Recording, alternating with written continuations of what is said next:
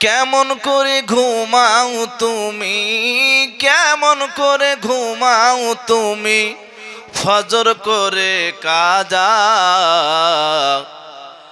এমনও তো হতে পারে তোমার জোহরে জানাজা। মানুষ জোহরে জানাজা। কেমন করে ঘুমাও তুমি, কেমন করে ঘুমাও তুমি, ফজর করে কাজা। এমনও তো হতে পারে তোমার জোহরে জানাজা। মুসলিম হয় না জন্ম নিলে মুসলমানের ঘরে। মুসলিম হয় না জন্ম নিলে মুসলমানের ঘরে। কাফের মুমিন তফাতটা হয় সালাতের উপরে, মানুষ সালাতের পরে। এই জীবনে নামাজ জানো, এই জীবনে নামাজ জানো, হয় না কবু কাজা। এমনও তো হতে পারে তোমার জোহরে জানাজা। মানুষ জোহরে জানাজা। কেমন করে ঘুমাও তুমি, কেমন করে ঘুমাও তুমি, ফজর করে কাজা। এমনও তো হতে পারে তোমার জোহরে জানাজা। বেনামাজির লাশ কবরে রাখিবে যখন, বিষাক্ত ওই সাপের সবল মারিবে তখন। বেনামাজের লাশ কবরে রাখিবে যখন, মাটির চাপে পাঁজরের হাড় ভাঙবে রে তখন। বিষাক্ত ওই সাপের সবল, বিষাক্ত ওই সাপের সবল, বেনামাজের সাজা। এমনও তো হতে পারে তোমার জোহরে জানাজা। মানুষ জোহরে জানাজা। বেনামাজি পাবে না হায় নবীর শাফায়াত, দোজখ হবে শেষ ঠিকানা, আঘাত আর আঘাত। বেনামাজি পাবে না হায় নবীর শাফায়াত, দোজখ হবে শেষ ঠিকানা, আঘাত আর আঘাত। হাসুর মিজান ফুল সিরাতে, হাসুর মিজান ফুল সিরাতে, নাই যে কোনো জাযা। এমনও তো হতে পারে তোমার জোহরে জানাজা। মানুষ জোহরে জানাজা। কেমন করে ঘুমাও তুমি, কেমন করে ঘুমাও তুমি, ফজর করে কাজা। এমনও তো হতে পারে তোমার জোহরে জানাজা। প্রাণ ভরা দরুদ আল্লাহুম্মা সাল্লি আলা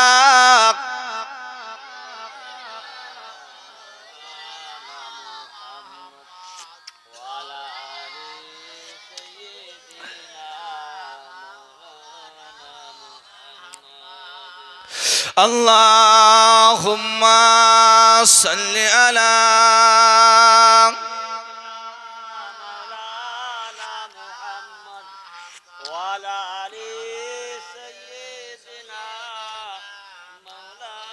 নবীর দেশে জন্ম কেন হলো না আমার, নবীর দেশে জন্ম কেন হলো না আমার। চোখের ভিতর দুঃখের নদী, চোখের ভিতর দুঃখের নদী, কাঁদি বেকার। নবীর দেশে জন্ম কেন হলো না আমার, নবীর দেশে জন্ম কেন হলো না আমার। অক্ষমতায় আমার দেহ পড়ে আছি দূরে, মন যে তবু প্রতিদিন আর বেজায় উড়ে।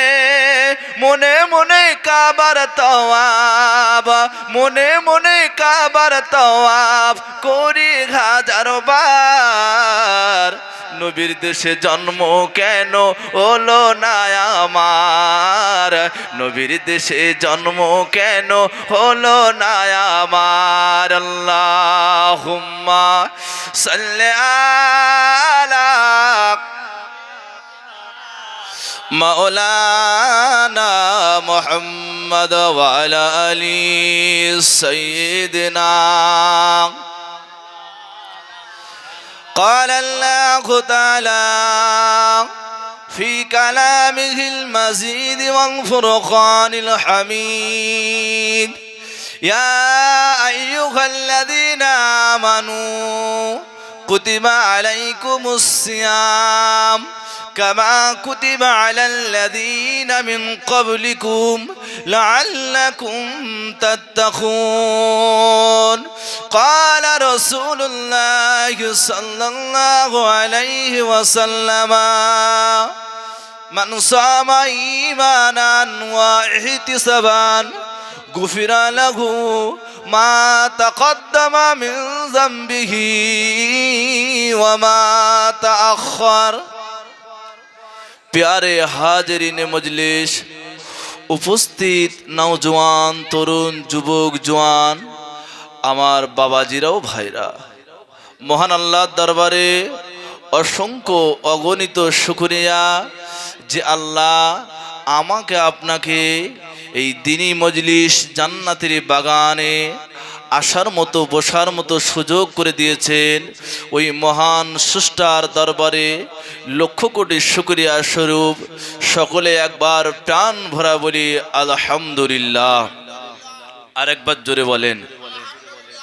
পরপর জানাই বিশ্বগুরু জনাবে মুহাম্মদুর রাসূলুল্লাহ জানে কেনা সৃজন করিলে এই পৃথিবীর তামাম কুল কায়নাত সৃজন হতো না। ওই নবীর প্রতি লক্ষ লক্ষ দরুদ ও সালাম। সকলে একবার বলি সাল্লাল্লাহু আলাইহি ওয়াসাল্লাম। আমি আরো একবার আমার গ্রামবাসী ভাইদের অনুরোধ করছি, আপনারা সকলে আসেন, একটা দ্বীনি মজলিস, আপনারা সকলে চলে আসেন বাবা। মহান আল্লাহ বলেছেন কোরআনে, ইয়া আইয়ুহাল্লাযীনা আমানু কুতিবা আলাইকুমুস সিয়াম। আমাদের আগামী বৃহস্পতিবার থেকে রমজান মাস, তাই না? আগামী বৃহস্পতিবার থেকে ইনশাআল্লাহ আমাদের একটা রোজা শুরু হবে। রমজান মাস প্রথম তারিখ হলো বৃহস্পতিবার। আল্লাহ পাক যাদের নসিবে রেখেছেন তানারাই রাখতে পারবেন। তো মহান আল্লাহ বললেন, ইয়া আইয়ুহাল্লাযীনা আমানু, ওহে আমার ঈমানদার বান্দারা, কুতিবা আলাইকুমুস সিয়াম, তোমাদের প্রতি আমি আল্লাহ রোজাকে ফরজ করে দিয়েছি, কামা কুতিবা আলাল্লাযীনা মিন ক্বাবলিকুম, যেমন ইতিপূর্বে মানুষদের প্রতি রোজা ফরজ ছিল, আমি তেমন তোমাদের প্রতিও রোজাকে ফরজ করে দিয়েছি, অতএব তোমাদের রোজা রাখা ফরজ। এখন আমরা সকলে রাখবো তো ইনশাআল্লাহ? একটু জোরে বলেন ইনশাআল্লাহ। কারণ শরীয়তের মূল ভিত্তি হলো পাঁচটা: কলেমা, নামাজ, রোজা, হজ, যাকাত। গরিব মানুষের জন্য তিনটে জিনিস ফরজ। কি? কলেমা, নামাজ আর রোজা। যে তিনটে পালন করলে পয়সা লাগে না। আর হজ আর যাকাত এ দুটো আদায় করতে গেলে পয়সার প্রয়োজন হয়। আমরা যদিও গরিব মানুষ, তাই আল্লাহ আমাদের জন্য তিনটে করে দিয়েছে ফরজ: কলেমা, নামাজ আর রোজা। এই তিনটে জিনিস আমাদেরকে মানতে হবে। এই তিনটে করতে গেলে পয়সা লাগে না। হজ আর জাকাত দিতে গেলে, হজ করতে গেলে পয়সা লাগে, আর জাকাত দিতে গেলেও পয়সা দিতে হয়। এজন্য গরিব অসহায় মানুষদের জন্য আল্লাহ স্পেশাল ভাবে বললেন, ইয়া আইয়ুহাল্লাযীনা আমানু, ওহে আমার ঈমানদার বান্দারা। যেখানে আল্লাহ না কোন আদেশ দিয়েছেন তো মুমিনকে ডেকে বলেছেন ইয়া আইয়ুহাল্লাযীনা আমানু, ও আমার ঈমানওয়ালা বান্দারা। আল্লাহ পাক কোন জায়গায় কি বললেন? ইয়া আইয়ুহাল্লাযীনা কাফারু, ইয়া আইয়ুহাল্লাযীনা ইয়াহুদু, ইয়া আইয়ুহাল্লাযীনা নাসারা। ও যুবকেরা, জওয়ানেরা, আমার আল্লাহ পাক কোন জায়গায় ইহুদিদের বলেননি, নাসারাদের বলেননি, খ্রিস্টানদের বলেননি, সাঁওতালদের বলেননি, বাউড়িদের বলেননি।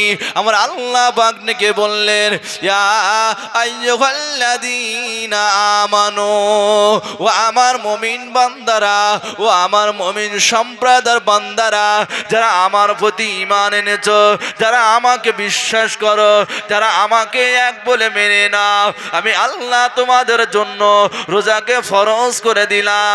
যেমন ইতিপূর্বে আমি আল্লাহ মানুষের প্রতি রোজাকে ফরজ করেছিলাম। ও আমার বান্দা, যারা রোজা পালন করবে, আমি আল্লাহ কিয়ামতের ময়দানে মাশরে আমি আল্লাহ স্পেশাল সম্মানে সম্মানিত করব।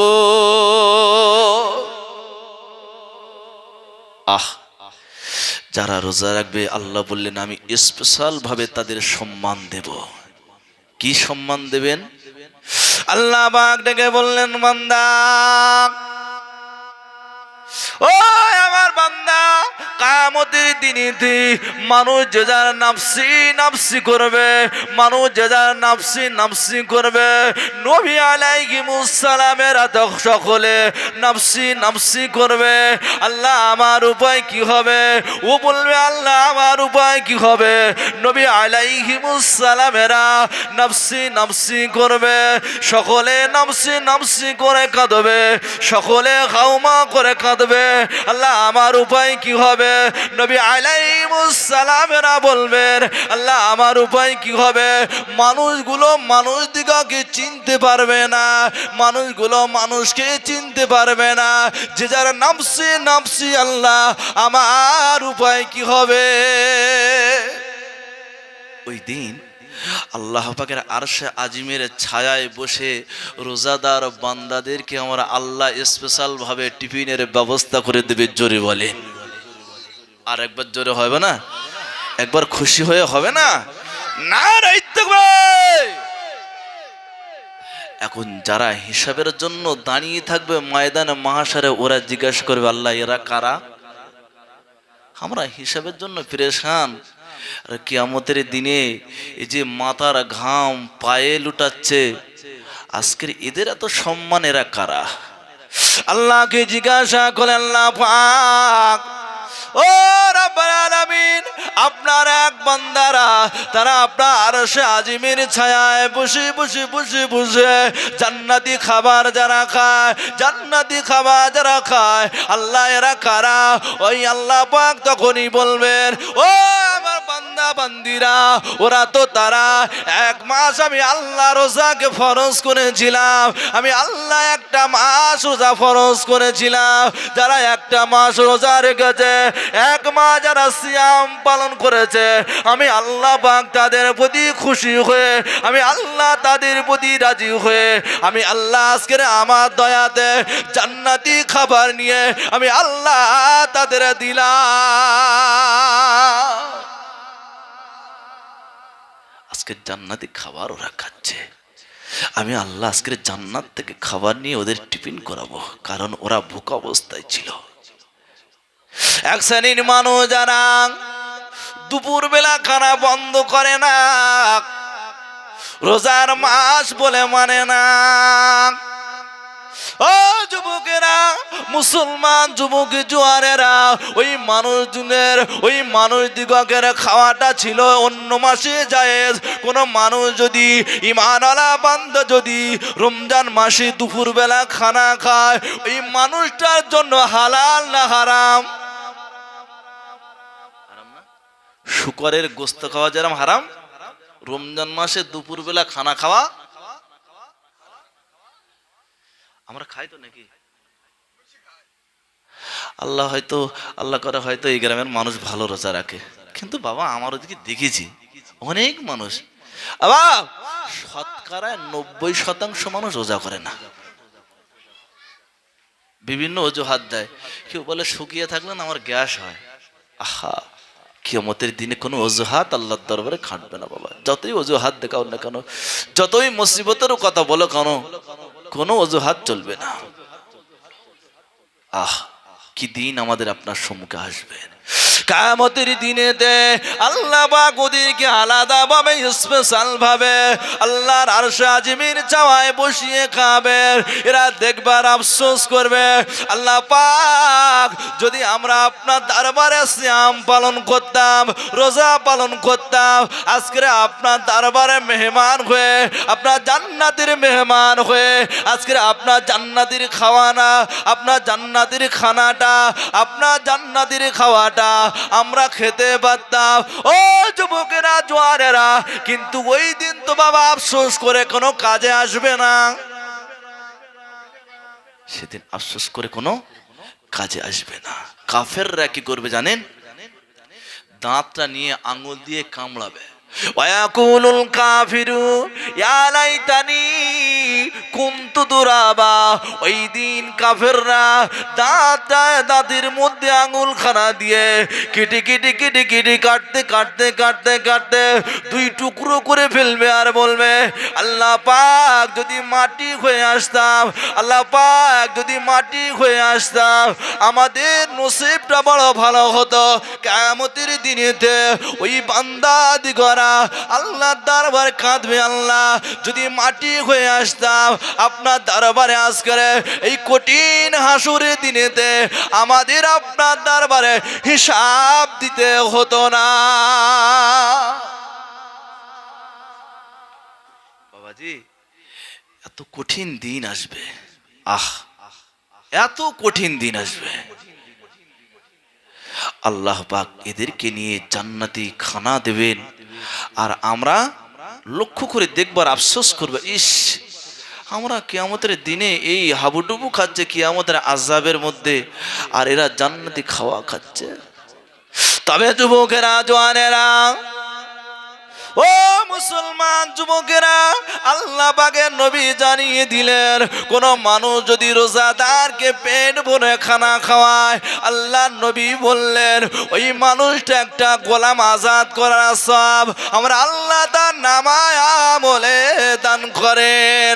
সাহাবারা বললেন, ইয়া রাসূলুল্লাহ হাবিবাল্লাহ, ইয়া রাসূলুল্লাহ হাবিবাল্লাহ, আল্লাহ পাকের নবী আমাদের কাছে সামর্থ্য নাই, আমাদের কাছে অতটা খানা নাই হুজুর, তবে কি আমরা এই সওয়াব পাবো না? আল্লাহ নবী বললেন, ও আমার সাহাবারা, তবে এক লোকমা খানা কি খাওয়া দিতে পারবে না? ইয়া রাসূলুল্লাহ হাবিবাল্লাহ, হুজুর আমরা নিজেই খেতে পারি না, হুজুর আমাদের কাছে নাই হুজুর। আল্লাহ নবী বললেন, বাবা সাহাবারা, তবে কি তোমরা এক ঢোক দুধ, এক ঢোক পানি দিয়ে ইফতার করাতে পারবে না বাবা? একটা খেজুর দিয়ে কি ইফতার করাতে পারবে না বাবা? ইয়া রাসূলুল্লাহ হাবিবাল্লাহ, পারবো হুজুর। আল্লাহ নবী বললেন, এক ঢোক পানি যদি দিতে পারো বাবা, এক লোকমা পানি যদি দিতে পারো, এক ঢোক পানি যদি দিতে পারো বাবা, এক ঢোক দুধ যদি দিতে পারো বাবা, একটা খেজুর যদি দিতে পারো বাবা, ও যুবকেরা জোয়ারেরা, আল্লাহ নবী বললেন ওই বান্দাটা কমজোর মানুষের জন্য আমার আল্লাহ গোলাম আজাদ করার সওয়াব দান করে। এক ঢোক পানি দিয়ে মানুষকে ইফতার করাবেন, আল্লাহ একটা গোলাম আজাদ করে দেওয়ার সওয়াব দেবেন। একটা খেজুর দিয়ে কোন মানুষকে ইফতার করাবেন, আমার আল্লাহ খুশি হয়ে একটা গোলাম আজাদ করার সওয়াব বান্দার নামায় আমলে দান করবেন। আর একবার জোরে বলেন। তবে